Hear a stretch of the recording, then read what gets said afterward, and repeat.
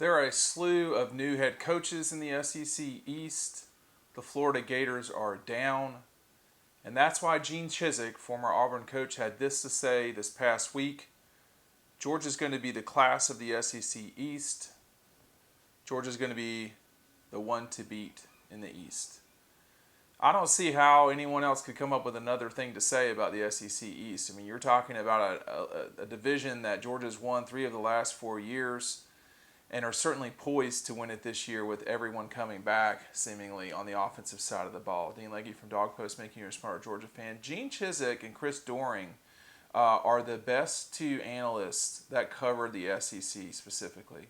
A lot of the folks on ESPN, I don't think they watch the games. I mean, at least if they do, they're not watching a lot of them.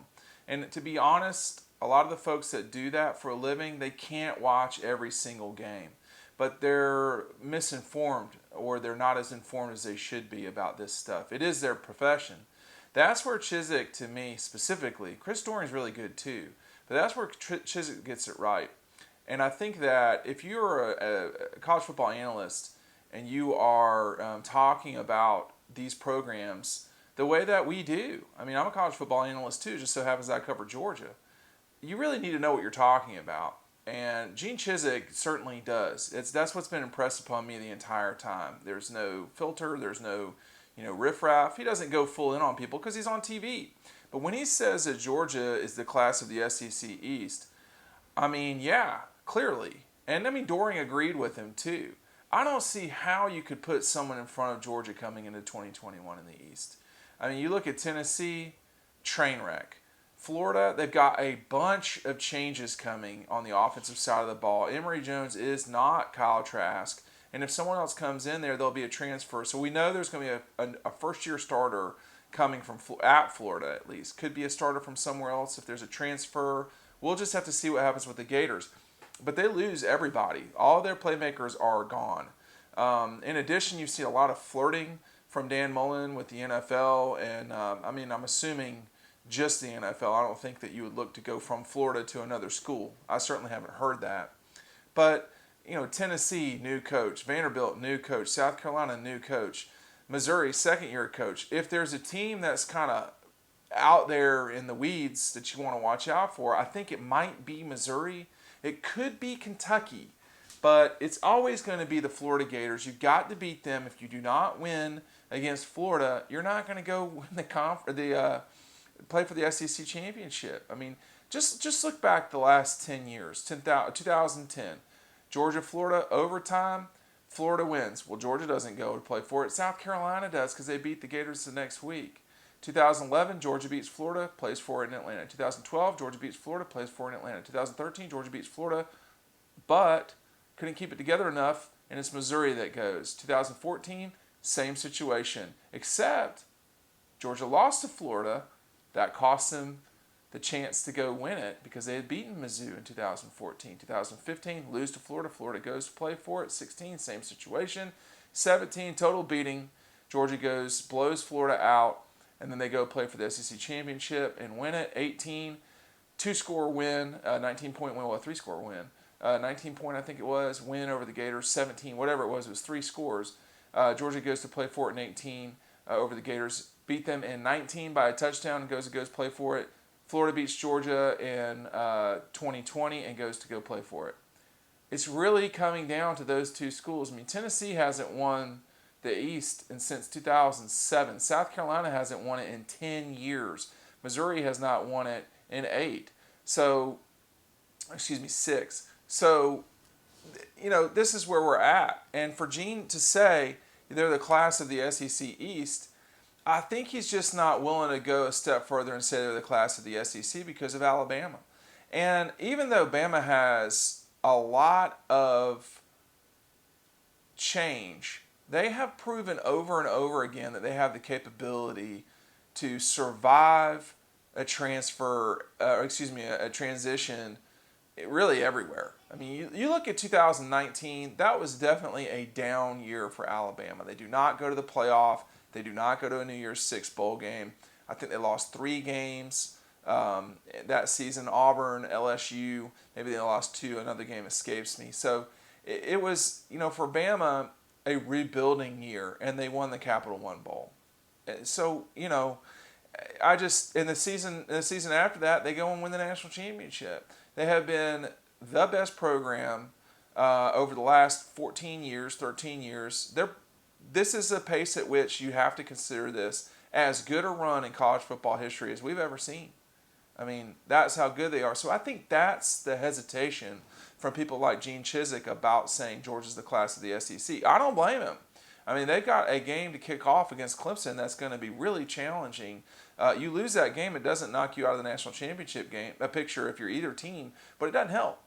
And, particularly for Clemson, because they don't have a lot of games where they can, claw back and what is their good win, stuff like that. Georgia would still have the opportunity to go win the SEC, which would be, a win over a top 5, top 10 team at the end of the season. That's the part for Georgia that maybe could save themselves. But Florida, Clemson, you got to travel to Auburn and Tennessee. It's challenging. I mean, but Georgia, if they're an underdog, it will be in the first game, and after that, they will not be an underdog. I mean, it's just not going to happen to Missouri at home. Florida, I mean, Georgia will probably be a 7 to 10 point favorite over the Gators down there. So this I think Gene Chizik is exactly right. They are certainly the class of the East.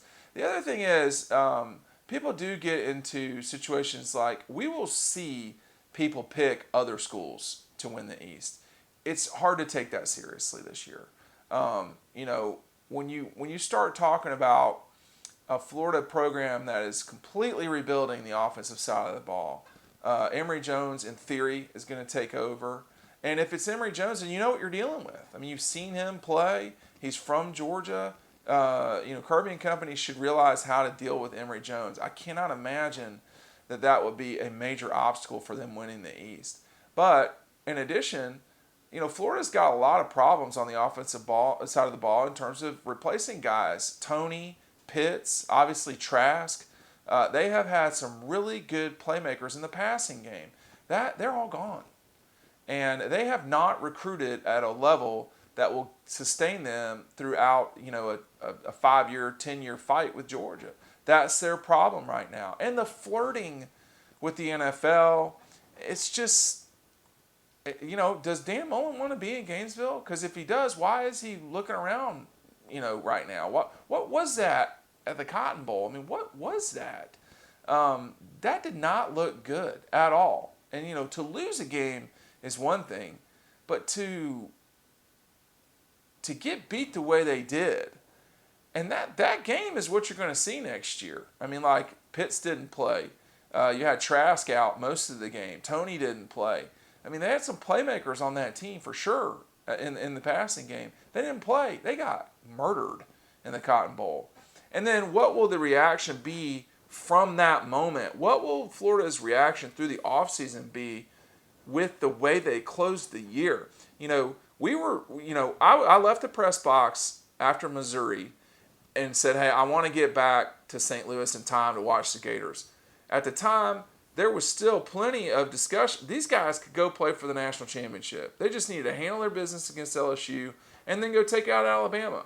One of those seemed, not so impossible. But to close the year with 3 straight losses, 2 of which were inexplicable, that may be hard to come back from. Usually off seasons, the year before, only has so much to do with the next year. I mean, take a look at 2016 and 2017 at Georgia.